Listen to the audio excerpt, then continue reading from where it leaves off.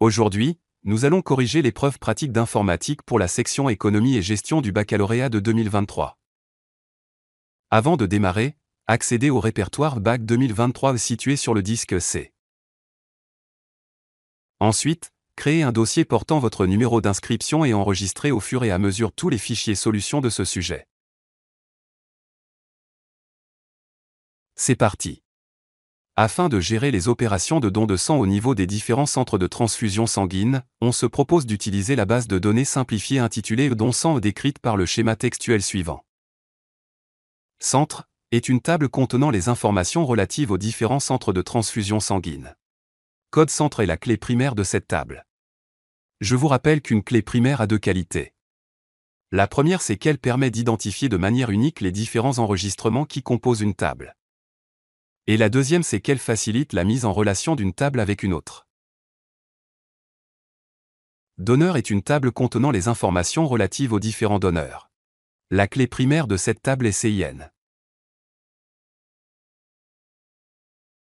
Type don est une table contenant les informations relatives aux différents types de dons. Et code type, c'est la clé primaire. On termine avec la table don qui contient les dons effectués, à savoir le centre de collecte, le donneur, la date du don, le type du don ainsi que la quantité prise. Cette table a une clé primaire double composée de deux colonnes au lieu d'une seule. Les valeurs de ces deux colonnes doivent être combinées pour identifier de manière unique chaque ligne de la table. Cette table se distingue par la présence de trois clés étrangères. Je vous rappelle qu'une clé étrangère dans une base de données est un champ qui établit un lien entre deux tables. C'est une référence à la clé primaire d'une autre table. Ici, CIN dans la table don est une clé étrangère qui fait référence à CIN dans la table donneur. De même, code centre est une clé étrangère qui fait référence à code centre dans la table centre. Enfin, code type est une clé étrangère qui fait référence à code type dans la table type don. Voici maintenant la description des colonnes des tables de cette base de données. On y trouve le nom, la description, le type, la taille, le format et la contrainte de chaque colonne. Dans la première question, on vous demande de créer la base de données don sang dans votre dossier de travail. Tout d'abord, ouvrez Access. Sélectionnez ensuite base de données vide. Entrez un nom pour la base de données.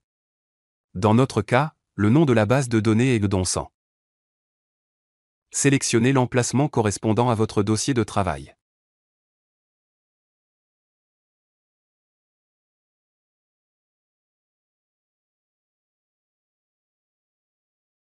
Enfin, sélectionnez Créer. Une table nommée provisoirement Table 1 apparaît en icône dans la partie gauche, et dans un onglet sous forme de feuille de données. Je vous invite à fermer cette table en cliquant avec le bouton droit de la souris sur son onglet, puis en sélectionnant l'option Fermer. Nous passons à la deuxième question, qui consiste à créer les tables et les relations relatives à cette base de données, tout en respectant les types, les tailles, les formats et les contraintes citées dans la description.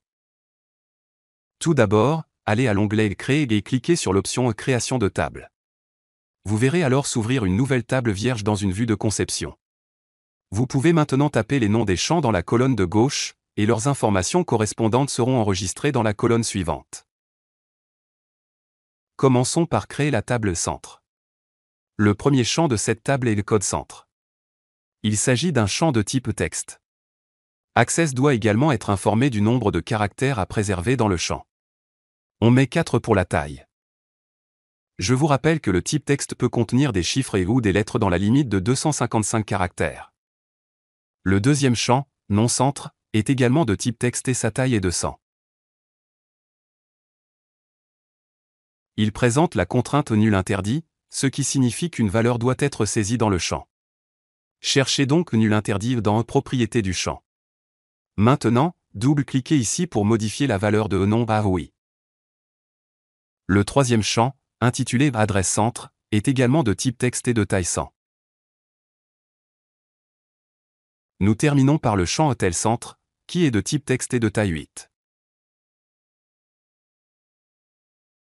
Enfin, il ne vous reste plus qu'à définir le champ code centre comme clé primaire. Faites simplement un clic droit sur le champ, puis sélectionnez la clé primaire. Appuyez sur CTRL S pour enregistrer. Saisissez ensuite le nom de la table centre dans la zone correspondante de la fenêtre qui s'affiche, puis cliquez sur le bouton OK. Allez à nouveau à l'onglet Créer ou pour la création de la table d'honneur. Pour aller plus vite, nous allons faire des copier-coller des noms des champs.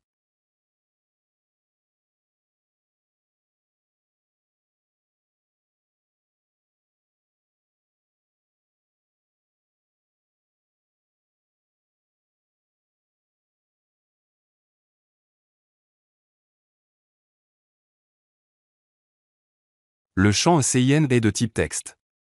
Sa taille est 8. Le champ nom-prénom est de type texte. Sa taille est de 50. La propriété nul interdit doit être modifiée sur oui. Le champ date naissance est de type date-heure. Son format est date, abrégé.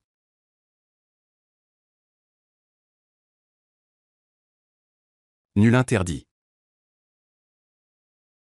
Le champ genre est également de type texte. Sa taille est 1. La propriété nul interdit est réglée sur oui. Le champ GS est de type texte. Sa taille est de 3. Nul interdit est réglé sur oui. Le champ poids est de type numérique. Dans la propriété taille, on sélectionne entier. La propriété nul interdit est toujours réglée sur oui. De plus, la valeur du poids doit être supérieure ou égale à 50. Il faut donc aller à la propriété valide SID et écrire supérieur ou égal à 50. On termine avec le champ tel d'honneur qui doit être un texte de taille 8. Enfin, procédez à l'enregistrement. Vous pouvez toujours utiliser le raccourci CTRL+S. Access vous invite à saisir le nom de la table. Saisissez d'honneur et validez par OK. Dans cette boîte de dialogue, Access nous invite à créer une clé primaire pour cette table. Allez donc dans le champ CIN, faites un clic droit et choisissez Clé primaire. Enregistrer.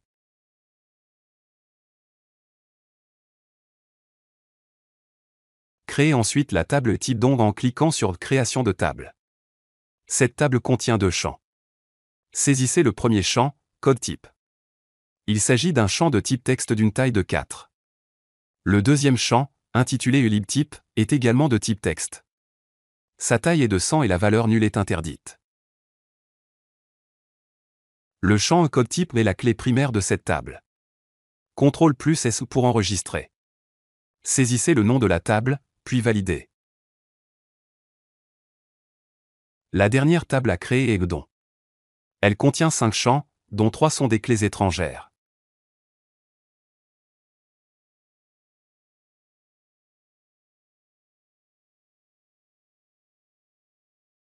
Le champ CIN, comme déjà vu dans la table d'honneur, est de type texte et de taille 8. Le champ date DOM est de type date-heure avec le format date, abrégé et la valeur nulle n'est pas acceptée. Le champ code centre est de type texte. Sa taille est de 4. Le champ code type est un champ texte de taille 4. Enfin, le champ quantité est de type numérique. Il s'agit d'un entier. Dans la propriété nul interdit, la valeur non est modifiée en oui. Ici, la contrainte suivante s'applique. La valeur de la quantité doit être comprise entre 400 et 600.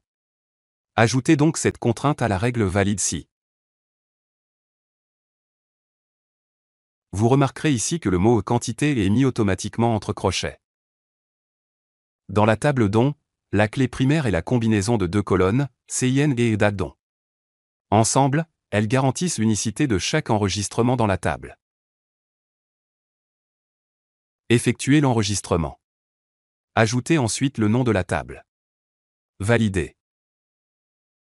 Maintenant, on passe à la création de relations permanentes entre les tables.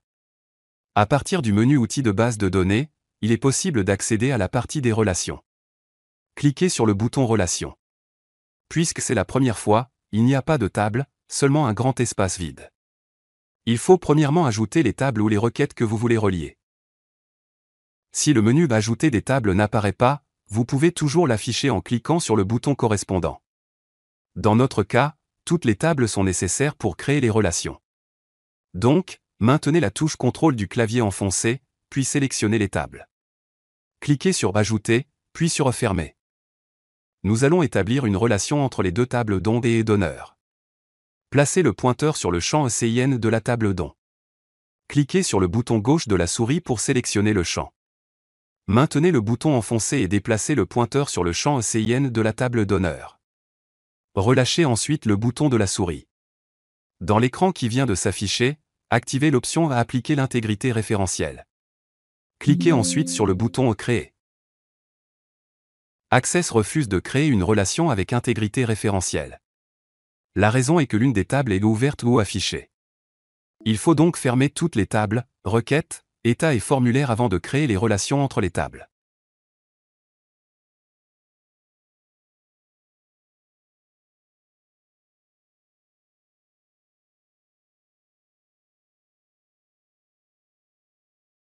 Access dessine une ligne de relation entre les deux tables. On passe à la deuxième relation à établir. Faites donc glisser le champ code centre, qui est une clé primaire de la table centre, vers le champ commun, clé étrangère, de la table don.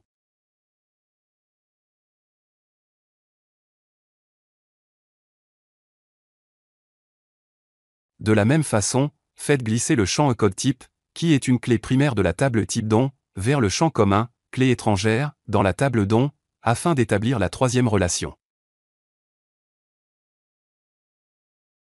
La ligne est épaissie à chaque extrémité puisque nous avons coché la case Appliquer l'intégrité référentielle. De plus, le chiffre 1 apparaît au-dessus de la partie épaisse sur un côté de la ligne de relation, et le symbole infini apparaît au-dessus de la partie épaisse sur l'autre côté. Nous passons à la troisième question de cet examen. Vous devrez remplir les différentes tables avec les données représentées dans les tableaux suivants. Double-cliquez pour ouvrir la table centre. Puis, remplissez les champs de la table.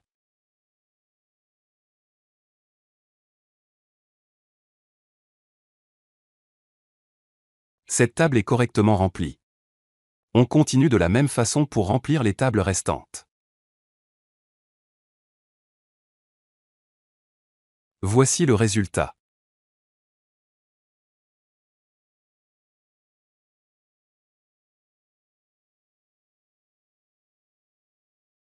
Penchons-nous à présent sur la quatrième question. Nous devons créer 3 requêtes. Mais avant toute chose, nous devons fermer toutes les tables, requêtes, états et formulaires. Dans la requête R1, on nous demande d'afficher la liste des donneurs. Dans l'onglet Créer, cliquez sur le bouton Création de requête visible dans le groupe Requêtes. La fenêtre Afficher la table s'ouvre alors. Pour cette requête, nous allons afficher le numéro de la carte d'identité d'un donneur, son nom et prénom, ainsi que son numéro de téléphone. Comme vous l'avez remarqué, nous n'avons besoin que de la table des donneurs. Sélectionnez donc la table donneur. Cliquez sur Ajouter, puis sur Fermer. Ajoutez maintenant les champs ECIN, nom, prénom et tel donneur à la grille de requête. Faites CTRL-S, donnez le nom R1 à la requête, puis validez. Cliquez sur le bouton Exécuter, icône en forme de point d'exclamation rouge, pour voir le résultat.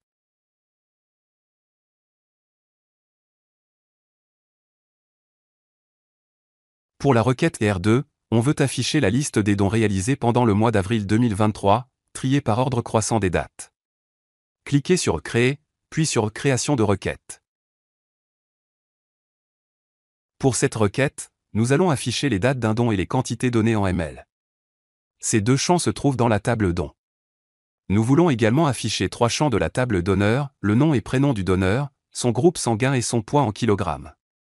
Le dernier champ à afficher est le libellé du type de don, qui appartient à la table type don. Nous devons donc sélectionner les 3 tables concernées par cette requête. Cliquez sur Ajouter, puis sur Fermer.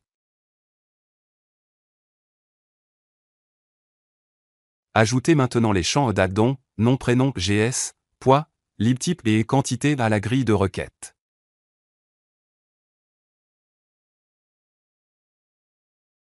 Dans la requête, on nous demande d'afficher la liste des dons triés par ordre croissant des dates.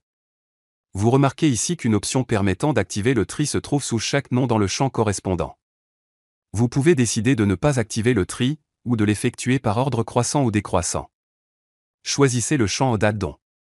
Cliquez dans la case des tris. Cliquez ensuite sur la flèche pointant vers le bas. Dans la liste, vous pouvez sélectionner le type de tri souhaité. Seules les données des dons réalisés en avril 2023 seront affichées. Pour obtenir le résultat souhaité, il faut donc définir un critère de sélection. Dans cette zone, vous pouvez écrire comme *4/2023. Cela signifie sélectionner les enregistrements dont la date se termine par /4/2023. L'astérisque est un caractère générique qui remplace n'importe quelle chaîne de caractères dans Access. Cette méthode suppose que le champ est stocké sous forme de texte. Si tu veux filtrer toutes les dates du mois d'avril 2023, le critère le plus propre est le suivant. L'opérateur logique ENTRE permet d'effectuer une recherche dans une plage de valeurs. La date du début est le 1er avril 2023. Le signe dièse est utilisé par Access pour indiquer une valeur de type date-heure. Et sépare la date de début et la date de fin de la plage. La date de fin incluse est le 30 avril 2023. Enregistrez en appuyant sur CTRL-S. Donnez le nom R2 à la requête, puis validez. Cliquez sur le bouton Exécuter, icône en forme de point d'exclamation rouge, pour voir le résultat.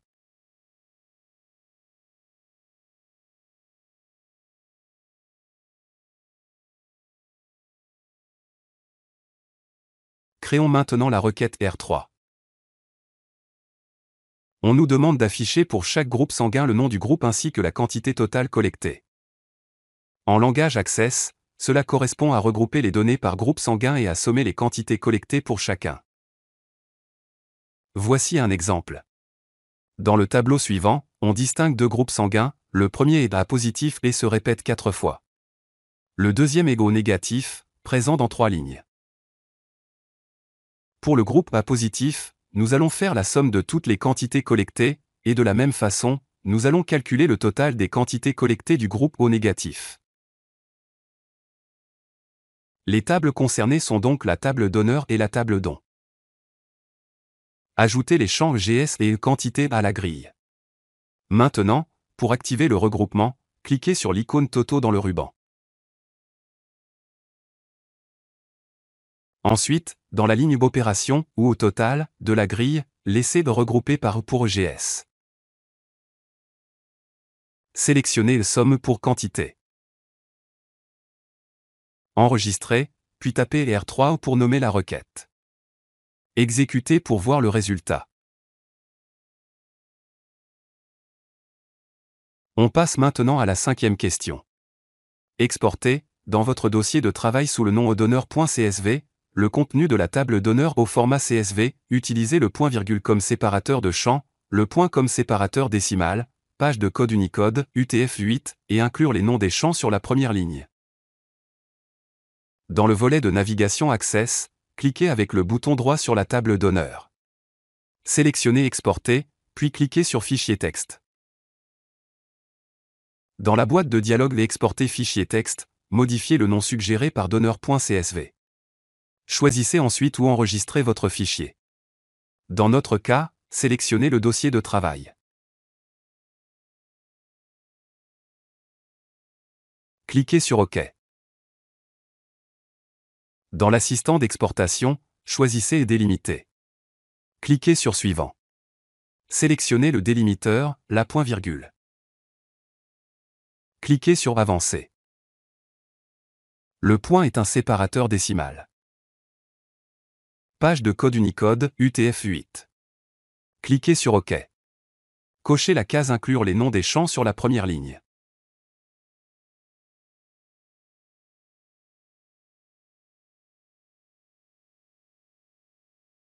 Nous allons vérifier la création du fichier CSV dans le dossier de travail. Tâche accomplie. Pour finir, on analyse des données en utilisant la bibliothèque Panda. Premièrement, créez un fichier et l'enregistrez sous le nom Odonsan dans votre dossier de travail. Nous allons utiliser Tony, un logiciel libre servant d'environnement de développement pour la programmation Python. Allez dans le menu Fichier, puis Enregistrer. Sélectionnez ensuite le dossier de travail dans lequel le fichier sera enregistré. Donnez-lui comme nom Odonsan. Vérifiez que l'extension est bien .py, fichier Python. Cliquez sur Enregistrer. Deuxièmement, on nous demande d'importer le contenu du fichier edonneur.csv et de le stocker dans un data frame nommé edon. On utilise les méthodes et les propriétés de l'annexe de la page 3. La première étape consiste à importer la bibliothèque Panda. Cette ligne de code signifie importer le module Panda et l'utiliser avec le nom Panda dans le code. Voyons ce que propose l'annexe. Dans la catégorie Importation des données dans un data frame, on trouve deux syntaxes. La première permet d'importer des fichiers Excel, et la deuxième, des fichiers CSV. On copie la syntaxe qui permet d'importer un fichier CSV. Collez-la ici, puis nous apporterons les modifications nécessaires. Remplacer id data frame par don, c'est le nom du data frame. Le nom du fichier à importer est edonneur.csv. Ici, on n'indique pas le chemin car les fichiers se trouvent dans le même dossier. Le séparateur est le point-virgule.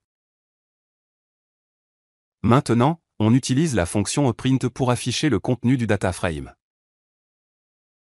Enregistrer puis exécuter. Voici le résultat.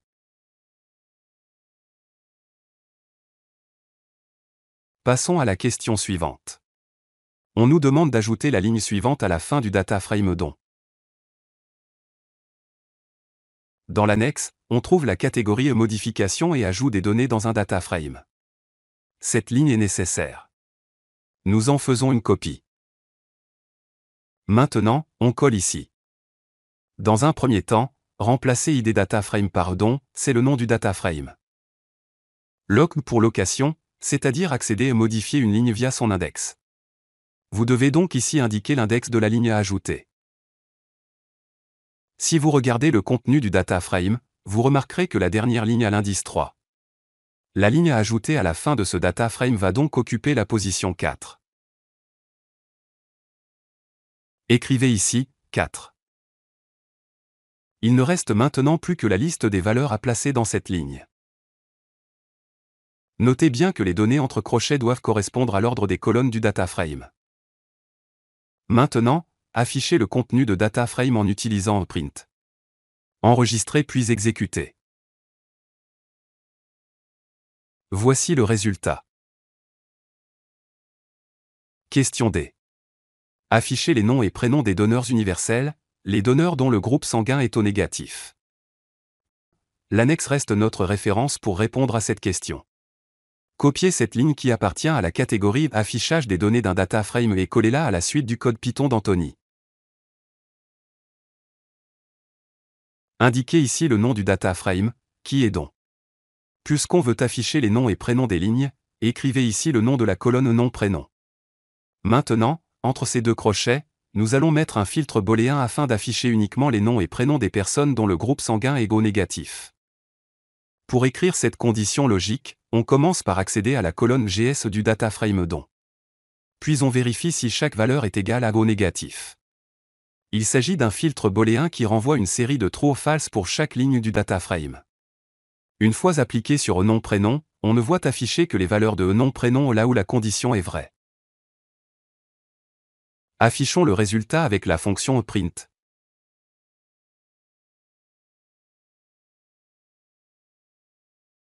Voilà, on ne voit afficher que 3 noms, ceux des donneurs qui ont le groupe sanguin, GS, égal à O négatif. Question E. Trier le data frame don dans un nouveau data frame à nommer edon trie selon l'ordre croissant des noms-prénoms des donneurs. Dans l'annexe, copiez la syntaxe de la catégorie tri des éléments d'un data frame. Puis, collez-la dans le fichier Python. Modifions le nom de la variable data frame trié en edon trie, comme indiqué dans la question. C'est la variable dans laquelle on stocke le résultat trié.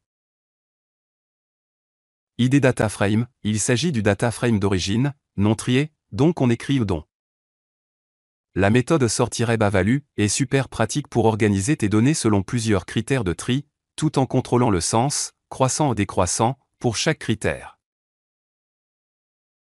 Ici, on écrit la liste des noms de colonnes selon lesquelles on veut effectuer le tri.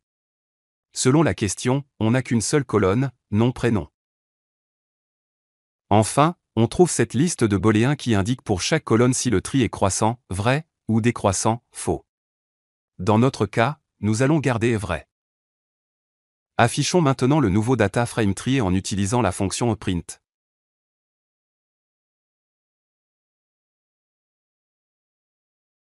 Vous voyez ici que le data frame est trié par nom et prénom. Dans la dernière question de cet examen, on nous demande de créer un graphique en barre rouge, à partir du data frame don, représentant, pour chaque donneur, le poids correspondant. Attribuez le titre poids des donneurs pour le graphique. Vous trouverez la catégorie Création d'un graphique dans l'annexe. Dans cette catégorie, on trouve une première syntaxe permettant de créer un graphique en barre, ainsi qu'une seconde pour la création de graphiques en ligne ou en courbe. Dans notre cas, copiez la syntaxe qui crée un graphique en barre. Collez-la à la fin du code Python. Apportez maintenant les modifications nécessaires pour adapter ce code à notre cas. Le nom du data frame est le don. Pour l'axe des X, horizontal, utilisez la colonne nom-prénom du data frame. Ici, les noms et prénoms des donneurs seront affichés en bas de chaque barre. La colonne poids du data frame doit être utilisée pour l'axe des Y, vertical. La hauteur des barres représentera ici le poids de chaque donneur. Poids des donneurs, c'est le titre du graphique, qui sera affiché en haut. Définissez la couleur des barres du graphique en rouge. Il faut importer le module Pyplo de la bibliothèque Matplotlib, et l'appeler PLT pour faire court. Quand vous créez un graphique avec Matplotlib, Python prépare le dessin en arrière-plan, mais rien ne s'affiche tant que vous n'avez pas demandé explicitement à le montrer. Utilisez donc la fonction plt.show pour afficher le graphique à l'écran.